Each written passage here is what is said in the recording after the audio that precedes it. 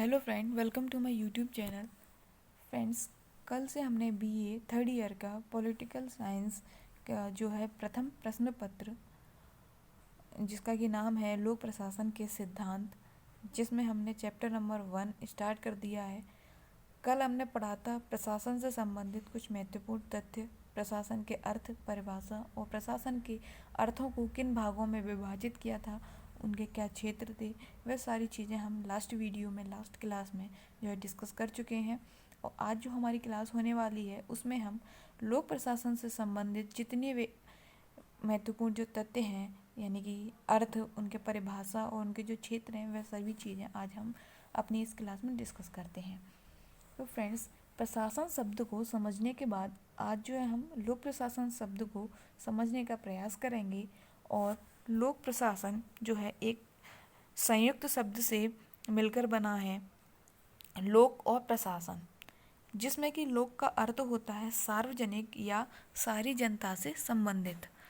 लोक शब्द जो है वह ये सूचित करता है कि जो प्रशासन है वह लोगों के लिए किया जाना है और इसका जो उद्देश्य है वह जनता के हित के लिए ही प्रशासन करना है। इसी प्रकार जो लोक प्रशासन में जो लोक शब्द का जो विश्लेषण है वह इसे सरकारी कार्यों तक ही सीमित कर देता है, और जो निजी कंपनियां हैं उनके जो निजी प्रशासन है वो इससे अलग होते हैं, क्योंकि सरकार की क्रियाएं सार्वजनिक या लोक हित के लिए ही संपन्न की जाती हैं। अतः सरकार कार्यों के प्रशासन को लोक प्रशासन कहा जाता है, यानी सरकारी कार्यों के प्रशासन को जो है लोक प्रशासन कहा जाता है। यानी कि इसका मतलब ये है कि यदि कोई निजी कंपनी या कोई प्राइवेट कंपनी होती है, वे अपने कंपनी में कुछ रूल्स एंड रेगुलेशंस बनाती है, तो वह रूल्स एंड रेगुलेशन वे लोक प्रशासन के अंतर्गत नहीं आते हैं, क्योंकि निजी कंपनियां अलग होती हैं।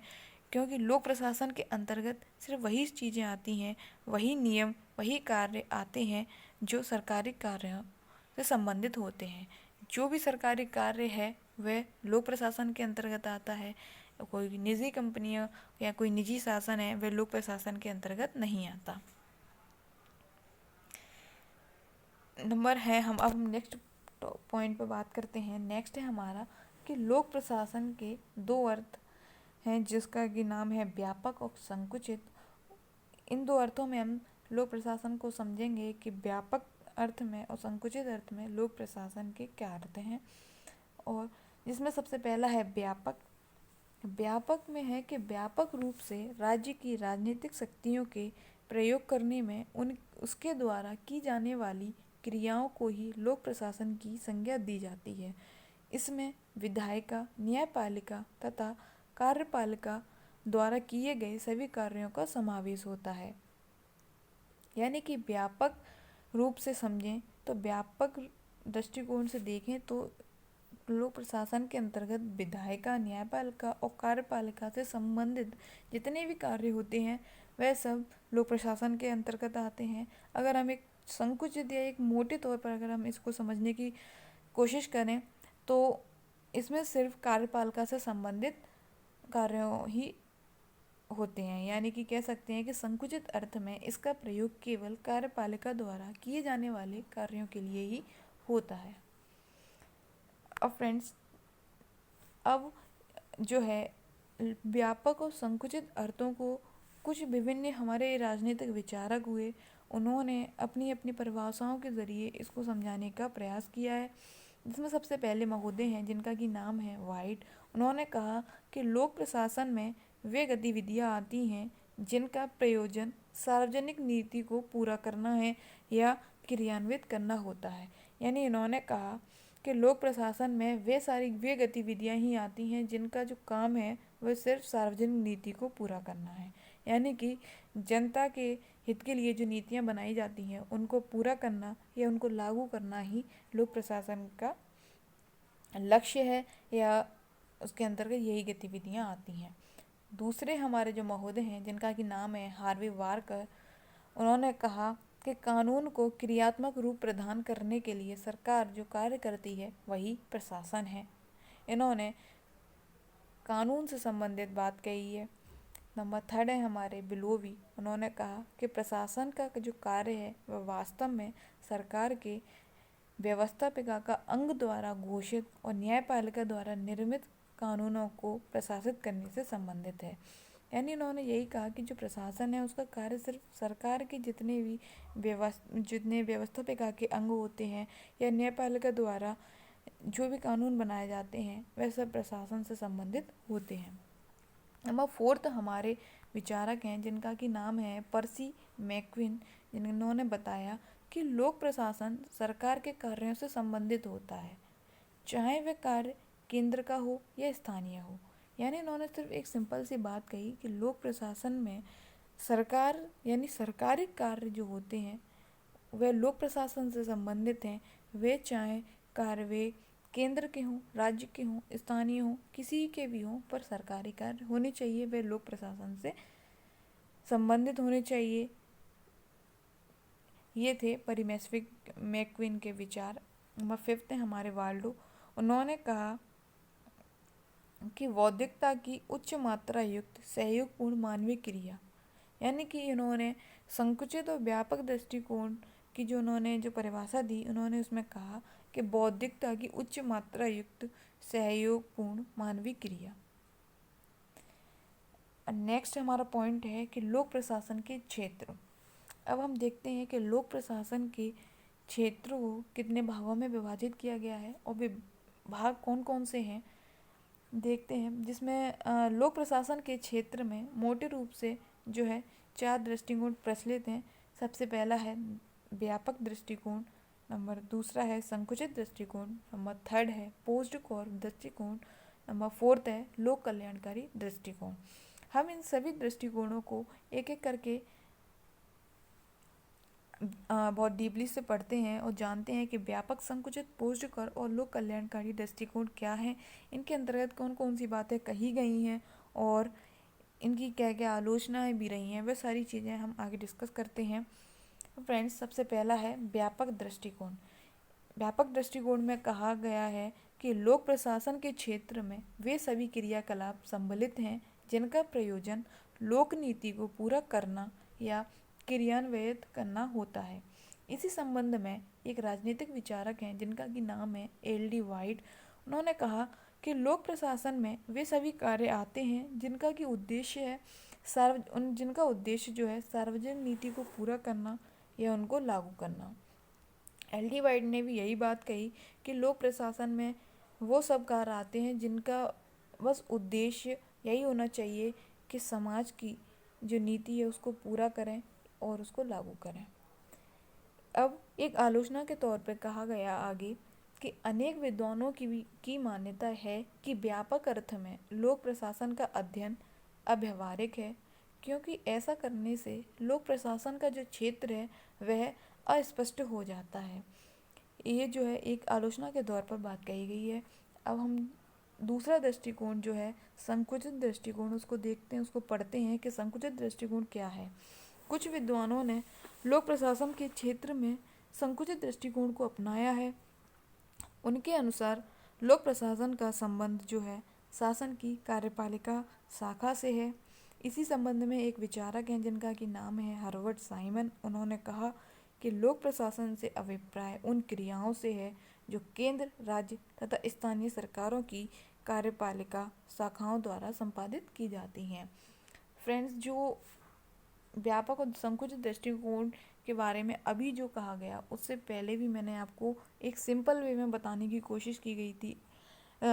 मैंने जो है कोशिश की थी उसको समझाने की एक सिंपल वे में। अब जो ये है एक अच्छे से एक कह सकते हैं कि डेफिनेशन के एक परिभाषा के ज़रिए को इसे जो है अच्छे से स्पष्ट कर दिया गया है।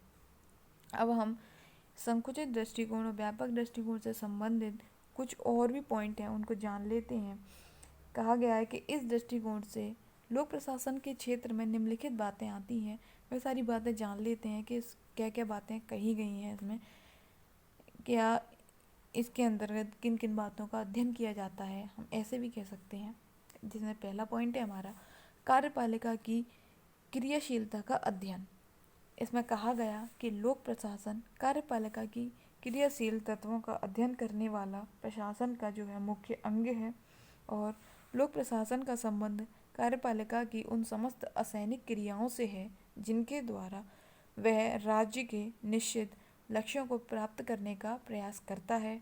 यह लोक प्रशासन का संकीर्ण रूप है और प्रशासन का वास्तविक उत्तरदायित्व कार्यपालिका पर निर्भर करता है, चाहे वह राष्ट्रीय, राजकीय अथवा स्थानीय स्तर की ही क्यों ना हो। सेकंड है हमारा सामान्य प्रशासन का अध्ययन, जिसमें कहा गया लक्ष्य निर्धारण, व्यवस्थापिका एवं प्रशासन संबंधी नीतियाँ और सामान्य कार्यों का निर्देशन, स्थान तथा नियंत्रण आदि जो है वह लोक प्रशासन के क्षेत्र में ही सम्मिलित हैं। थर्ड जो बात है उसमें संगठन संबंधी समस्याओं का अध्ययन के बारे में कहा गया कि जो लोक प्रशासन है उसमें हम प्रशासनिक संगठन का अध्ययन करते हैं। सरकार के विभागीय संगठन का अध्ययन इसके ही अंतर्गत किया जाता है। और लोक प्रशासन के क्षेत्र में नागरिक सेवाओं या असैनिक सेवाओं के विभिन्न सूत्रों, उसके संगठनों तथा क्षेत्रीय संगठनों का जो है व्यापक अध्ययन किया जाता है।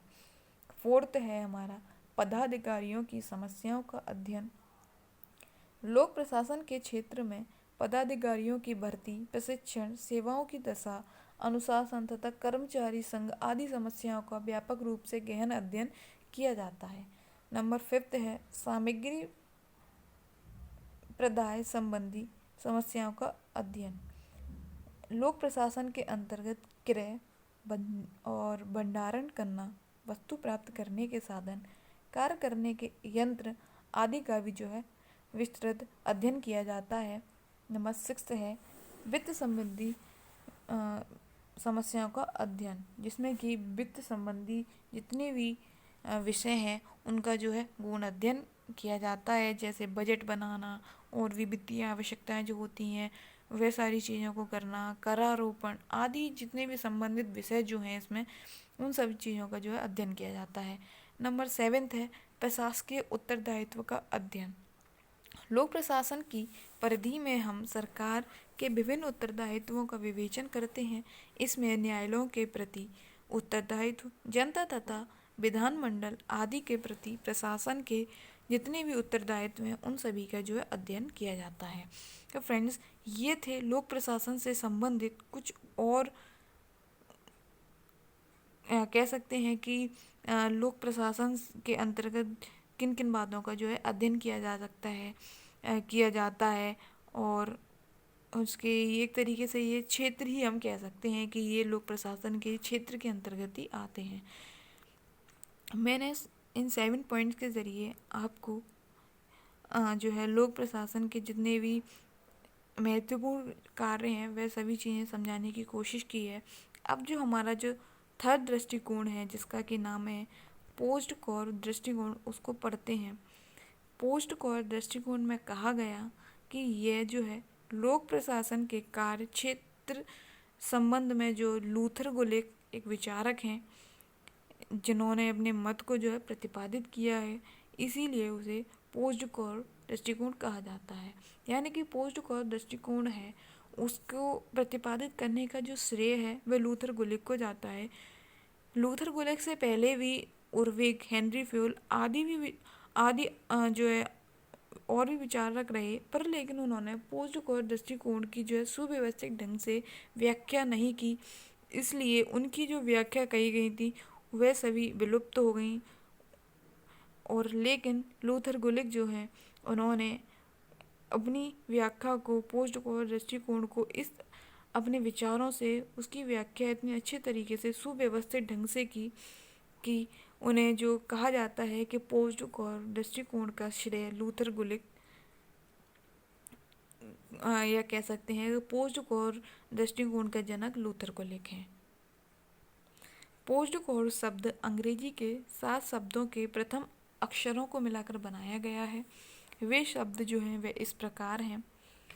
पोस्ट कॉर की स्पेलिंग होती है POSDCORB।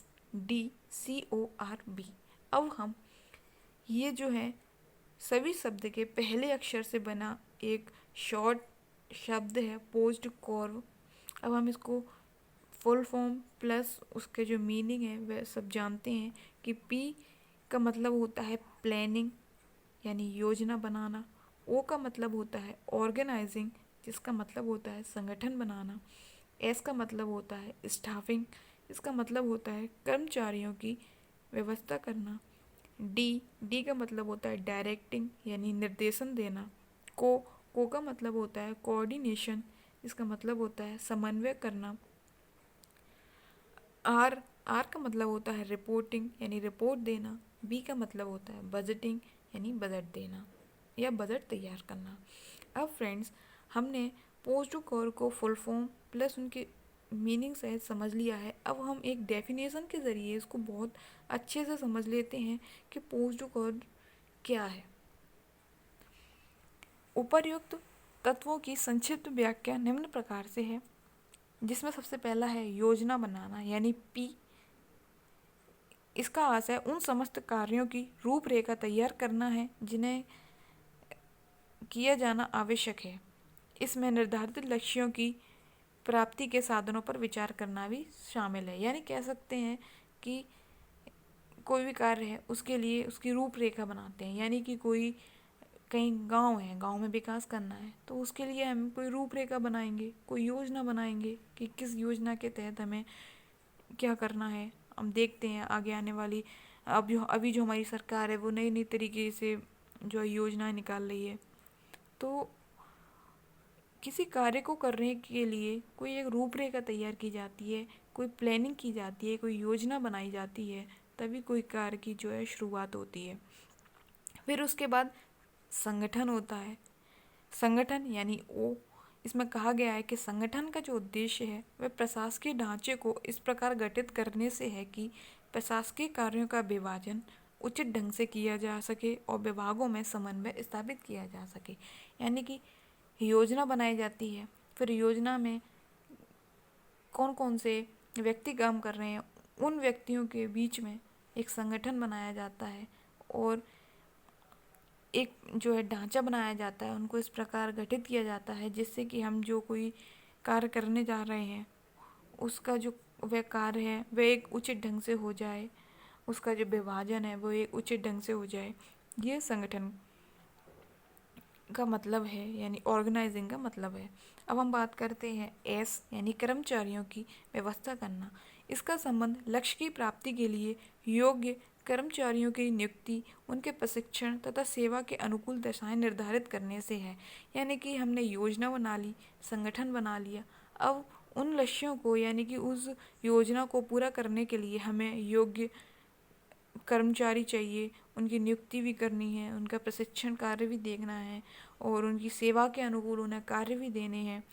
फिर उसके बाद है हमारा निर्देशन यानी डी डायरेक्टिंग, जिसका मतलब होता है कि इसके अंतर्गत वे निर्णय आते हैं जो प्रबंध द्वारा कर्मचारियों के कार्यों के संबंध में लिए जाते हैं। ये निर्णय सामान्य आदेशों के रूप में सन्निहित करके प्रशासकीय कर्मचारियों तक पहुंचाए जाते हैं। यानी कि हमने कर्मचारियों की व्यवस्था कर ली, अब हम उन कर्मचारियों को या कह सकते हो हमसे भी कोई बड़े या उनसे भी बड़े कोई अधिकारी होंगे, वो उन्हें निर्णय एक सामान्य आदेश के रूप में उन्हें एक निर्देशन देते हैं कि आप ये काम करिए, आप ये काम करिए। तो ये होता है डायरेक्टिंग। सी है हमारा, और नेक्स्ट है हमारा समन्वय करना यानी कोऑर्डिनेशन।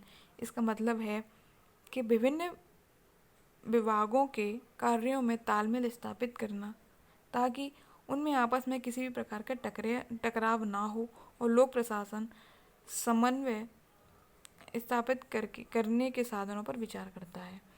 यानी कि योजना बन रही है, उसमें संगठन भी हो रहा है, कर्मचारियों की व्यवस्था भी हो रही है, निर्देशन भी दिया जा रहा है, पर सबसे बड़ी चीज़ जो है कि जहाँ पर जो किसी योजना के लिए, किसी कार्य को करने के लिए जो लोग हैं उनके बीच समन्वय होना चाहिए। उनके बीच अगर मैत्री भाव नहीं रहेगा तो योजना को बनाने में या किसी कार्य को करने में बहुत सारी परेशानियाँ होंगी। इसीलिए लोक प्रशासन में जो पोस्ट और दृष्टिकोण है उसमें ये बात कही गई है कि किसी योजना को बनाने के लिए समन्वय स्थापित करना बहुत ज़रूरी होता है। नेक्स्ट है फ्रेंड्स हमारा सूचना देना, यानी कि रिपोर्ट देना। इसका उद्देश्य उन लोगों को कर्मचारियों के कार्य की जानकारी देना है जिनके प्रति कार्यपालिका का उत्तरदायित्व रहता है। इसका उद्देश्य निरीक्षण हेतु अभिलेख तैयार करना भी है, यानी कि कोई कार्य होता है उसके लिए, उसकी देखरेख के लिए हम कुछ कर्मचारियों की व्यवस्था भी किया कर ली हमने, डायरेक्ट निर्देशन भी कर लिया, उसके बाद समन्वय भी स्थापित है हमारा। अब कोई हमारा कार्य हो गया है, अब हम जितना भी कार्य हुआ है उसकी सूचना हम अपने बड़े अधिकारी को देंगे, क्योंकि ये हमारा कर्तव्य बनता है। और एक बाकायदा एक अभिलेख तैयार करके हम उसको उस कार्य की या उस योजना की उसको हम रिपोर्ट देंगे। फिर लास्ट है हमारा बजट तैयार करना। इसके अंतर्गत वित्त व्यवस्था, वित्तीय नियंत्रण या लेखांकन आदि कार्य आते हैं। यानी कि किसी योजना के लिए, कोई योजना फ्री में नहीं होती, उसके लिए एक बजट तैयार किया जाता है। तो फिर बजट तैयार किया जाता है कि इस योजना में कितना पैसा आएगा, किस तरीके से कौन कौन से साधन का प्रयोग होगा, वह सारी चीज़ें इसमें देखी जाती हैं।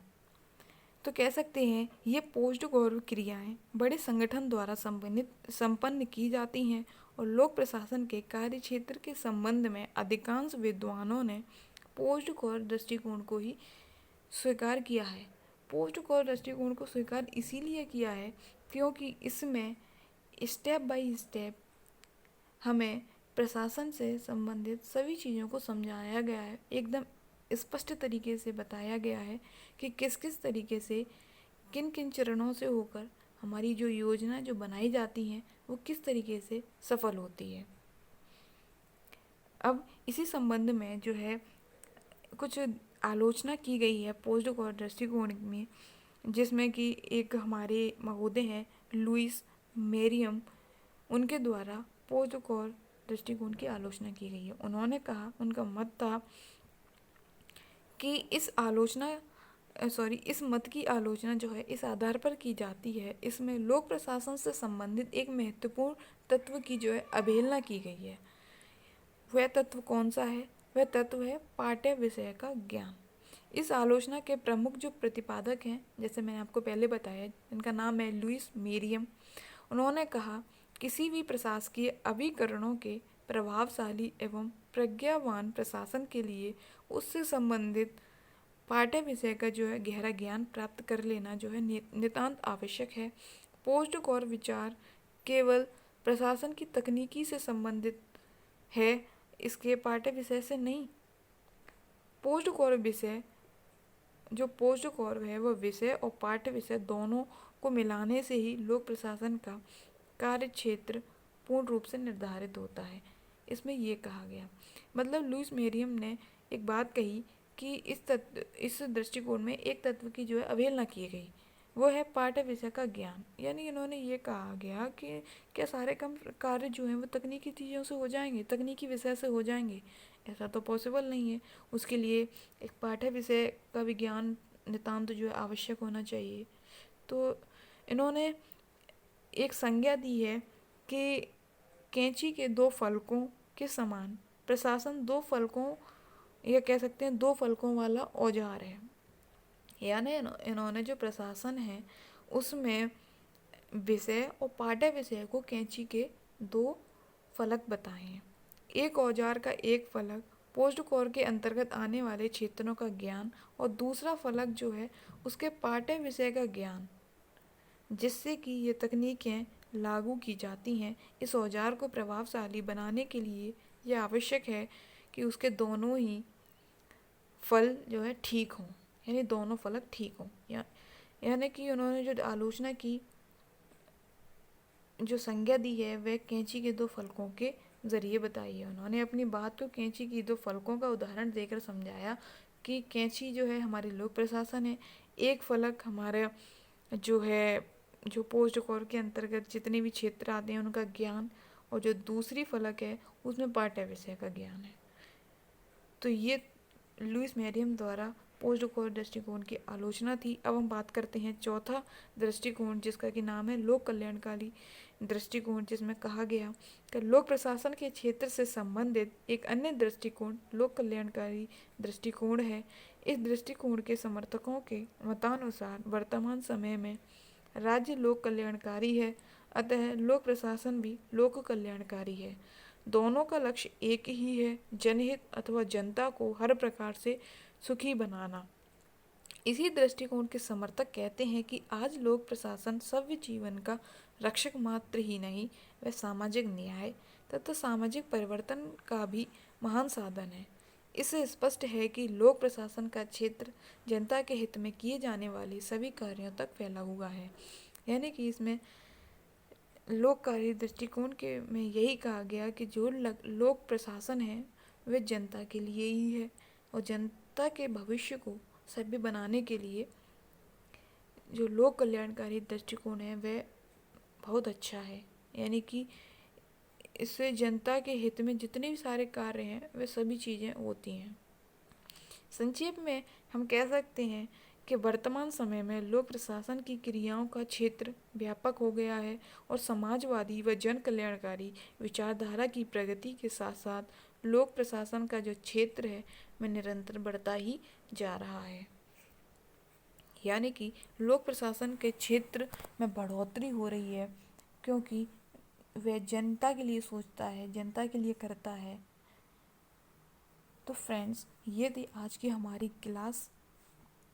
अगर आपको आज की क्लास में कुछ भी चीज़ें समझ में नहीं आती हैं तो प्लीज़ कमेंट करके मुझे बताइएगा, और क्लास अच्छी लगी हो तो friends thank you for watching.